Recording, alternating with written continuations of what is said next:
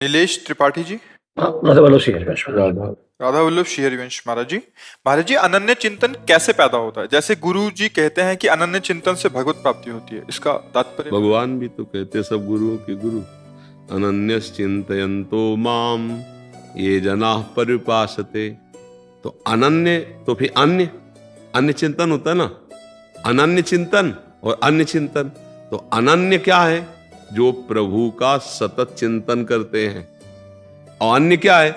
शरीर का चिंतन करना, भोगों का चिंतन करना, भगवान से विमुख इंद्रियां जो भटक रही संसार में, वो चिंतन के कारण भटक रही। इन सबको समेटना है। तो पहले चिंतन नहीं समेटता, ध्यान रखना। अगर पकड़ पाओ तो पकड़ पाओ, नहीं तो शब्द ही निकलते जा रहे हैं, देख लो। अनन्य चिंतन प्रारंभ में नहीं होता।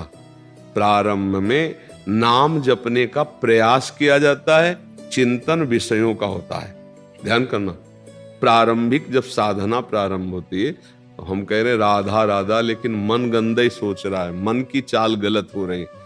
अब जब ये हम वर्षों साधना करेंगे संत के आश्रित होकर, शास्त्र के आश्रित होकर, तो ये साधना धीरे धीरे अंदर की वासना को मिटाएगी।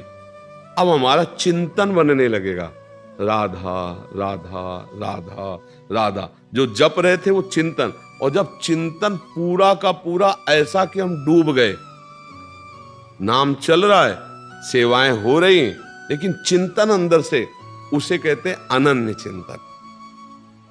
भगवान कहते हैं मच्चित्ता मदगत प्राणा बोधयन्तः परस्परम। मेरे को चित्त अर्पित कर दो, चित्त चिंतन, मेरे को प्राण अर्पित कर दो। एक एक श्वास राधा राधा, कृष्ण कृष्ण, राम हरि, जो नाम प्रिय हो, पहले नाम में लगो। नाम तुम्हारा चिंतन प्रभु के चरणों में समर्पित कर देगा। ऐसे चिंतन नहीं होता। चिंतन का मतलब अलग होता है, ये जप नहीं है। चिंतन का मतलब होता है जैसे आप हमारे पास बैठे हो, लेकिन चिंतन कुछ और हो जाए, वो अंदर अंदर जो होता है उसे चिंतन कहते हैं। समझ रहे हो? जैसे माला चल रहा है, और माला चलने के बाद जो अंदर हो रहा है उसे चिंतन कहते हैं। ऊपर से कह रहे राधा राधा राधा राधा राधा राधा राधा, अब अंदर चिंतन चल रहा है, आज ये खाया जाए क्या, आज ये भोग, उसे चिंतन कहते हैं। उससे भगवत प्राप्ति, जब हम जो राधा जप रहे वही हमारे चिंतन में आने लगे तो बहुत जल्दी भगवत प्राप्ति हो जाए। तो वो ऐसे थोड़ी हो जाएगा कि आज से हम चिंतन बदल देंगे। अभ्यास योग युक्तेन चेतसा नान्यगामिना, हम इसका अभ्यास करें कि हमारा चित्त कहीं और जाए ना।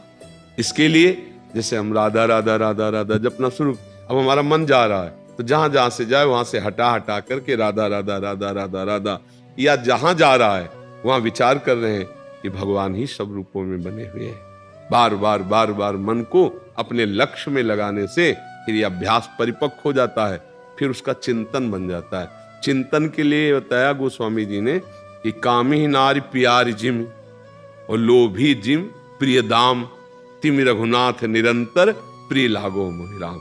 जैसे कामी पुरुष है तो वो कोई माला थोड़ी धरता है, ऐसे ध्यान थोड़ी धरता है कामिनी का, उसके चिंतन में चलता रहता है। अंदर अंदर जो चल रहे, जिसे स्मृति कहते हैं, जिसे याद कहते हैं, स्वाभाविक चलता है। तो हे राम जी, गोस्वामी जी कह रहे, हे राम जी मुझे आप ऐसे प्यारे लगो जैसे कामी का चिंतन कामिनी का होता है, लोभी का चिंतन धन का होता है, ऐसे आपका चिंतन। चिंतन एक अलग विषय है, वो किसी क्रिया से संबंध नहीं रखता, वो अंदर का है। क्रिया हम फावड़ा चला रहे हैं, चिंतन अलग होता रहता है। देखना, क्रियाएं गाड़ी चला रहे हो, चिंतन कुछ अलग होता रहता है। अगर वो चिंतन प्रभु का होने लगे और क्रियाएं ये हो संसारिक हो रहे तो भगवत प्राप्ति निश्चित है। अभी क्रियाएं भागवतिक हो जाएं, आरती कर रहे हैं पर चिंतन कुछ और चल रहा है, भगवान को भोग लगा रहे हैं पर चिंतन कुछ और चल रहा है। ये चिंतन समझ जाए तो भगवत प्राप्ति निश्चित है। अनन्यस चिंतयन्तुम, अन्य चिंतन ना होने पाए, न किसी वस्तु का, न किसी व्यक्ति का, न किसी स्थान का। अब कितना कठिन है आप स्वयं देख लीजिए, चिंतन करना कितना कठिन है। इसीलिए यहां जीव से शुरू करो, ये प्रारंभिक द्वार है। राधा राधा राधा राधा राधा राधा राधा, अब ये सब संभाल दे। गोस्वामी जी के राम नाम मणि दीप धर जी देहरी द्वार, तुलसी भीतर बाहरो जो चाह सुधियार। हृदय में भी और बाहर संसार में भी सब सुखों की प्राप्ति हो जाएगी यदि जीभ पे नाम विराजमान कर लो। ये महामणि है। तो हम राधा राधा राधा राधा राधा राधा पहले इस पे हम लगे तो फिर हमारा चिंतन धीरे धीरे, जैसे जैसे हृदय पवित्र होता है तो भगवान का चिंतन करने लगता है। अपवित्र हृदय भोगों का चिंतन, अभी अपवित्र हृदय है, इसलिए आप लाख कोशिश करो, चिंतन भोगों का ही होगा। आप देख लेना, मना खष्टान इंद्रियाणी प्रकृति स्थान कर सती, भोगों में ही जाएंगे। तभी साधक परेशान हो जाता है कि यार वर्षों से नाम जप कर रहे हैं, हमारा मन गंदा ही सोचता रहता है, क्योंकि उसमें गंदगी बहुत समय की भरी है। धीरे धीरे धीरे धीरे हटेगी। धैर्य पूर्वक नाम जप करे तो अनन्य चिंतन आगे चलकर होने लगता है।